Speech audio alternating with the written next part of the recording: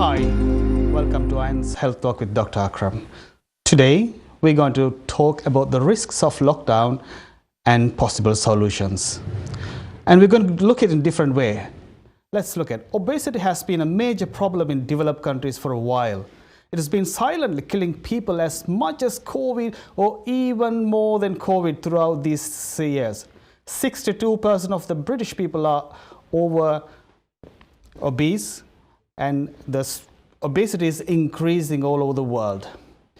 34% of the urban Bangladeshi women are obese.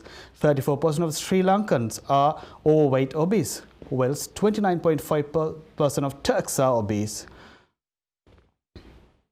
And all these countries, what happened, with lockdown, they are eating too much, but they're not doing enough exercise.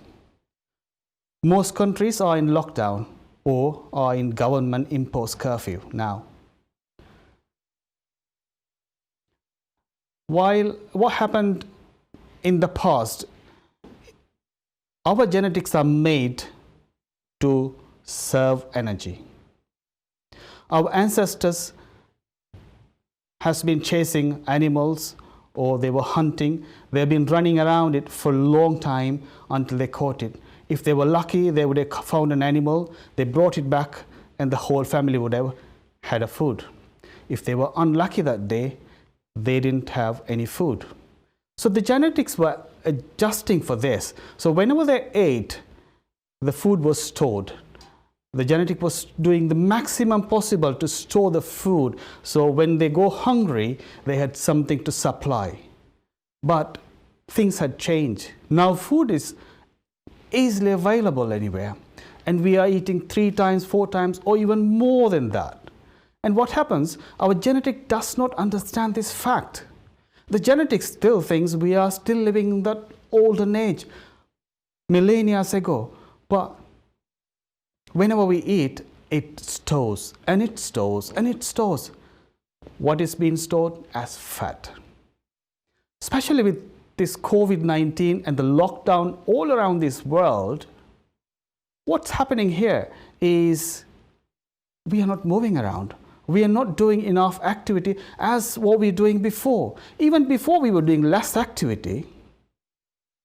So, are there any solutions for this? How can we combat this big problem? Let's invite our guests on show so we can talk about it. Please welcome on our show Professor Dr. Zekeriya. He spent his school years in Germany, then moved to Turkey to study medicine. He's been practicing family medicine since 1991 and working as a professor since 2009. He has written 400-odd articles in medical and other journals. He wrote 2 books and contributed 10 other books with different other authors. His book, Family Medicine Lecture Notes, has 1,000 pages, and over 60 scholars contributed to his project. He had peer-reviewed 50-odd international journals and 50-odd Turkish journals. He also owns a YouTube channel called www.youtube.com/Zekeriya, where he posted more than 500-odd videos about medicine and various other things. And he started subtitling his videos recently. And also, he's got a black belt in Taekwondo. Professor Zekeriya Aktak, welcome on our show. Sir. Thank you, Dr. Akram. Thank you very much. I'm going to hold you there, and let me invite my other invitee. This is Dr. Britta Zangen. She's quite special. A fashion designer turned into learning English and French literature and achieved a doctorate or PhD in English literature. Then she gave lectures in English. She wrote and edited scholarly books in English literature. She is an outspoken feminist. Since retirement, she is actively busy keeping her mind, body, and soul fit and content. Special interest in learning languages, speaks German, English, French, Italian, and also learning Turkish now. also keep active by walking, cycling, and also successfully lost weight. She says she was overweight in her late 20s. Hello, Dr. Britta Zangen. Hello, Dr. Akram. It's nice to have you in our show. Thank you. Okay, first of all, I need to deliver a special message to my colleagues at work in Princess Alexandra Hospital in Harlow. They've been working very hard, especially with this COVID and what's going around. They're taking so much risk, and they're leaving their families and loved ones behind and coming to the hospital every day and doing the great service. Guys, you are doing a great job, and especially my invitees and all my audience and my followers love you all. And special thanks goes to few names I could remember, Carly and the whole team. I think you guys are watching there on Facebook Live, and be there online, and we're going to talk a lot more. And okay, let's go back to the program, okay? And in the beginning, let's talk about this fact. Is overeating or less exercise? This question goes to Britta. It's a difficult question. How are we going to tackle it? Well, I think both are a problem. I think there are few people who have a problem with only one and not the other. It's just my observation that people eat too much and exercise too little, move, I wouldn't even call it exercise, and move too little. And that seems to be part of modern life. That's exactly a good point. So eat right amount, but you keep moving, don't stop moving. What do you think, Professor? I totally agree with Britta, and as you also mentioned earlier in the beginning of the program, let me share my screen with you. I have a slide here. It is proving what you have said. The studies demonstrate that the major reasons of death worldwide are physical inactivity or poor diet. These are causing to the most common disorders leading to death, like heart disease, cancer, and stroke. Look to your to the people you have seen passing away. They die from these three diseases, and these are the major reasons of it.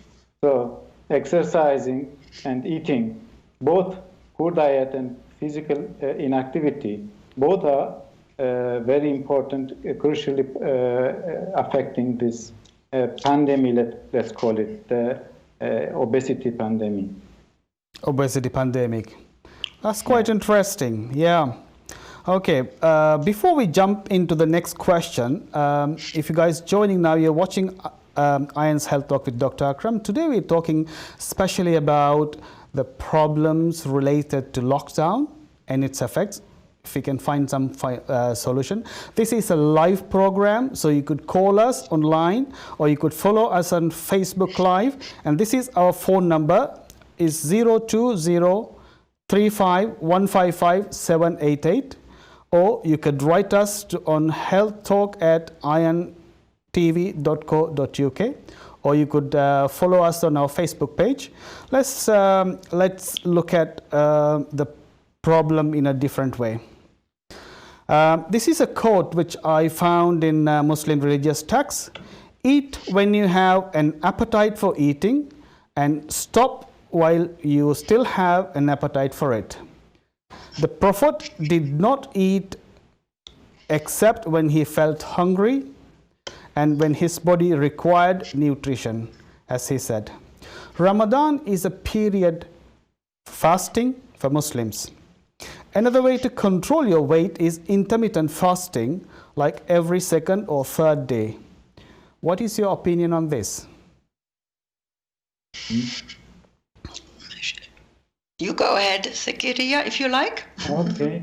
Thank you, thank you. Yeah, I'm always ready to speak, but I wish that you say something because you are a brilliant person, and I'm happy to share the program with you today, first of all. So, yeah. So you want me to start? Okay. Well, discipline is an ugly word for most people, but I'm afraid it isn't.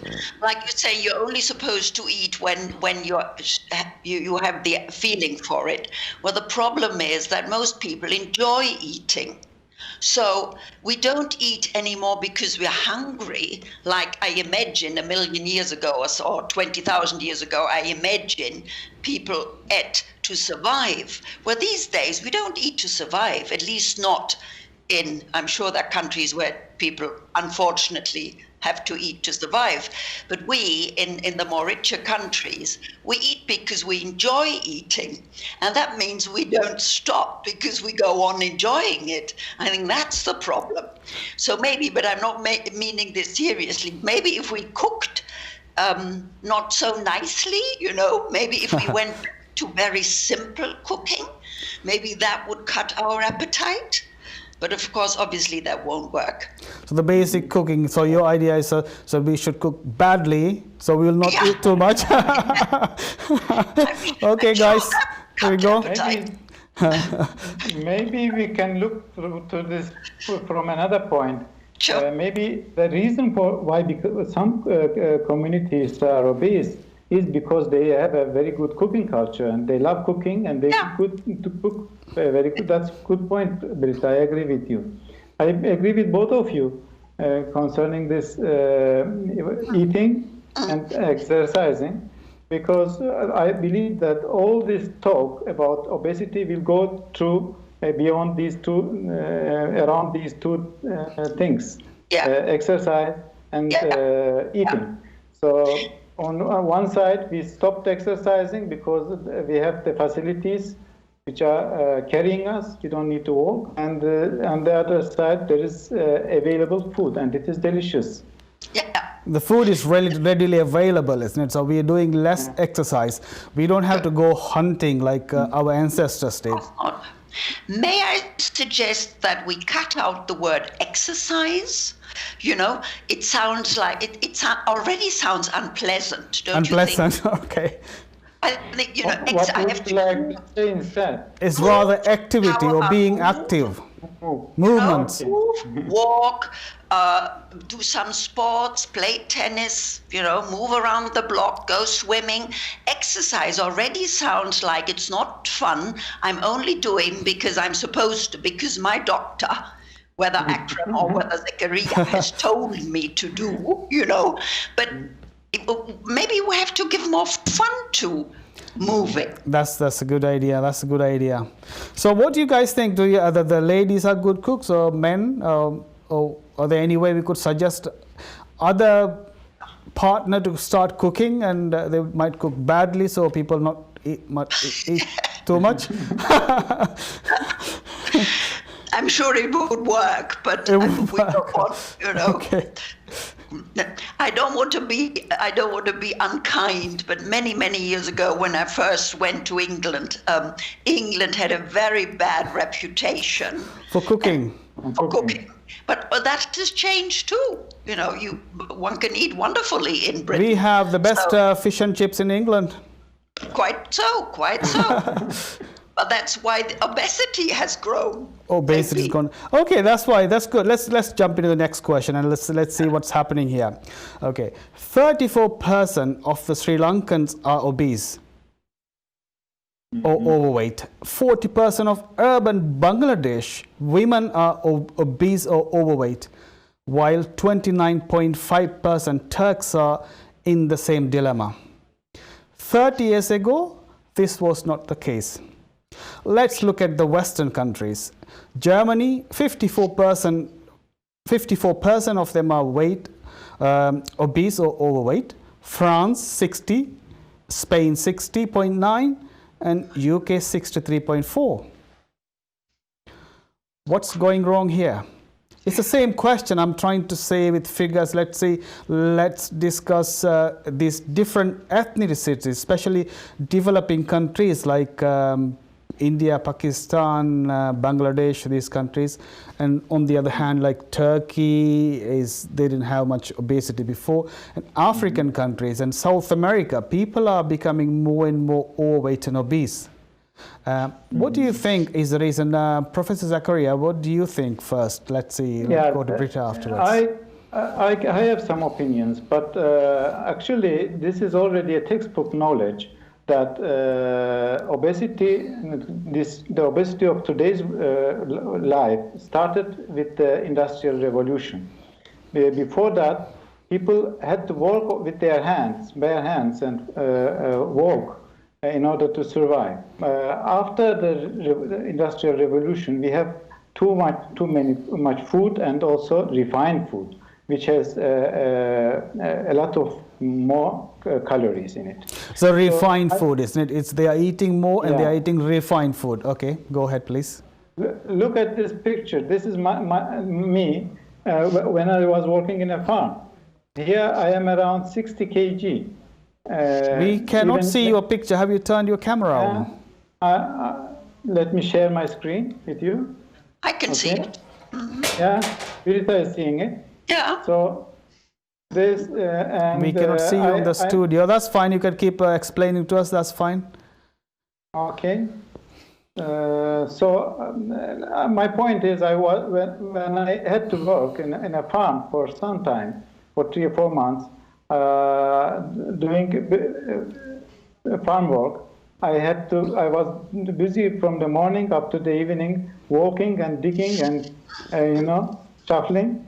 So this kept me fit. And after that, today I'm working in my office and sitting all the day, 8 hours a day I'm sitting and just doing exercise. As I know Britta didn't like this word, but I'm doing it for the sake of my health. I am not doing it because It's kind of sedentary life. What do you think, Dr. Britta? What happened in Germany? Why are they more overweight or obese?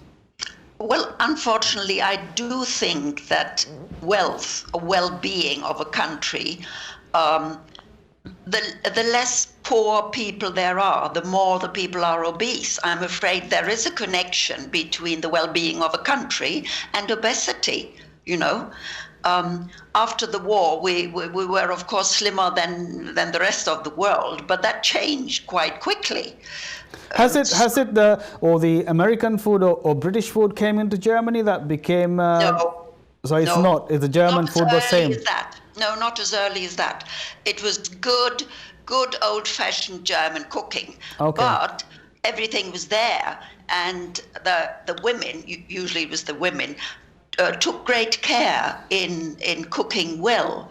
And of course, the people were starved from the war, so and you just showed off your extra pounds, and that meant you had made it. You had survived. You were well.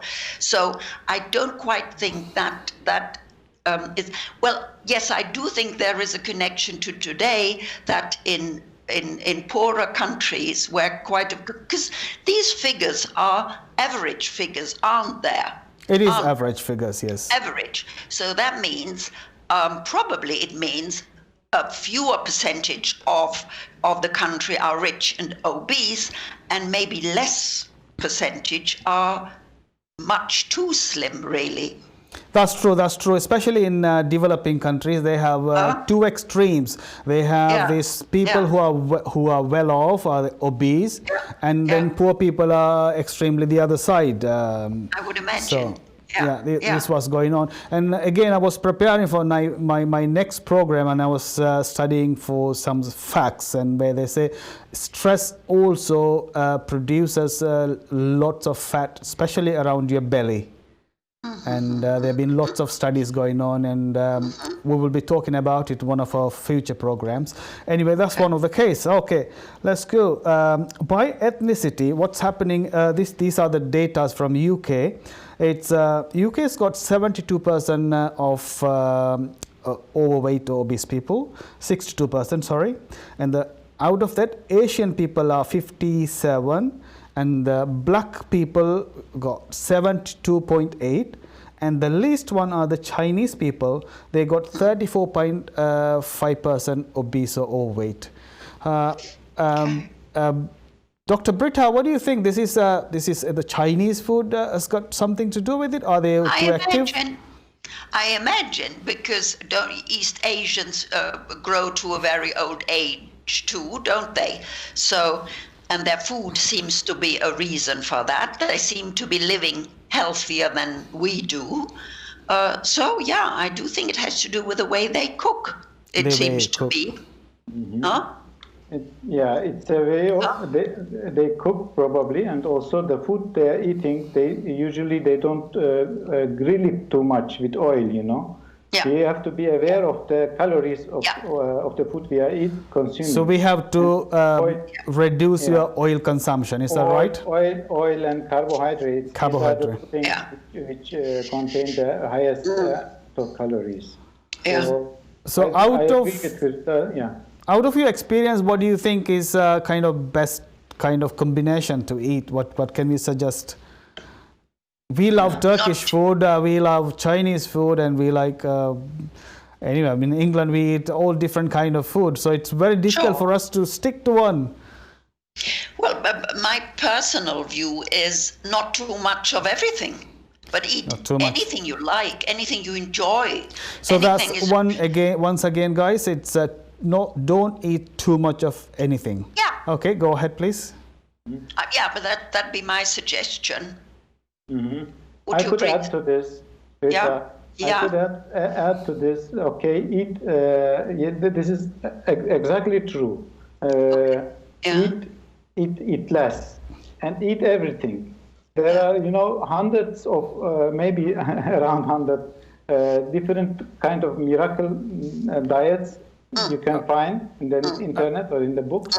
Okay, there's a question coming through Facebook, and one of our followers asking if people don't do enough activity in their day-to-day life, are they safe to cut down their food? Mm-hmm. It's quite interesting question, and let's see what you. You have to keep the balance. Eating on one side and exercising, doing physical activity on the other side. So if you are locked down and you cannot move, so your movement has declined, then you have to decrease also your food intake. Obviously. To keep it in balance. The audience, colleague has mentioned it correctly. This question is valid.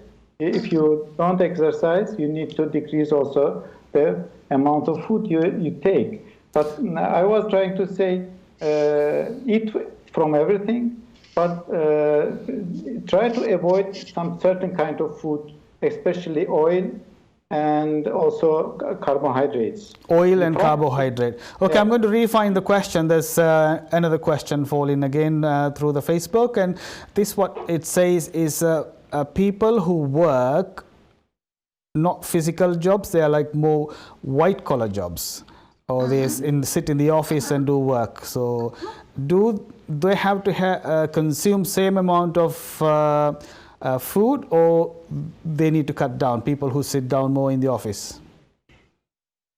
Well, I think they'd cut down unless they're very sportive. Then, of course, that's different.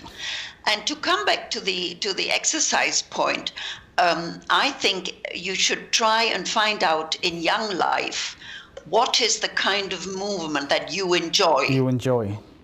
And enjoy, you got to enjoy it. You don't have to keep forcing yourself sort of like every second day, saying to yourself, oh, well, I should move now, I should do an exercise, I should. Doesn't work. So do something what you really like. Yeah. And everybody, we like something, isn't it? We like some kind of activity. Sure. And you do it adequate to burn the calories. Is that right? Yeah. That would be my suggestion. And you find out in early life, do you like to swim, to ride, to run, to walk, to ride a bicycle, to play football. There's no end of possibilities. But you've got to find out which is the one that you like best. Good. Yeah.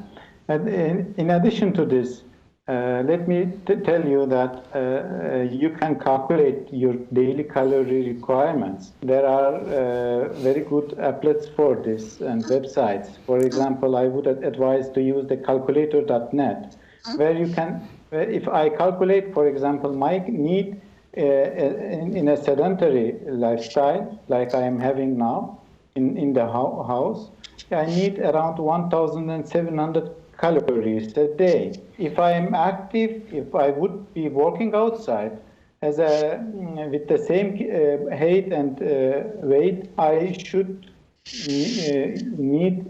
would need approximately 2,000 or 2,000. Okay, what you're going to say is, when you sit home and you do your office work, you consume 1,500 calories.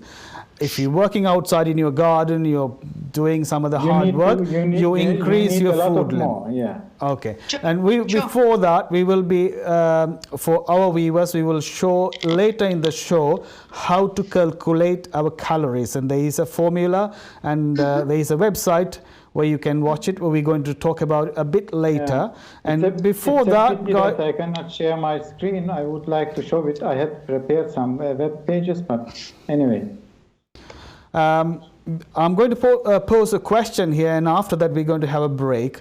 There is a question came again through Facebook, and this is especially coming from a Bengali community or Indian community, and there is a myth or there is something going on in their community that a lot of male are having heart attack, and they think, is it true that Indian or Bengali people have smaller heart, that's why they have heart attack? We are going to leave the question there for you guys to think, and we will soon, we're going to take a break, and after a short break we're going to see you guys. So be tuned, Sky Channel 782 Iron Television, and on our Facebook line, and we're going to see you soon.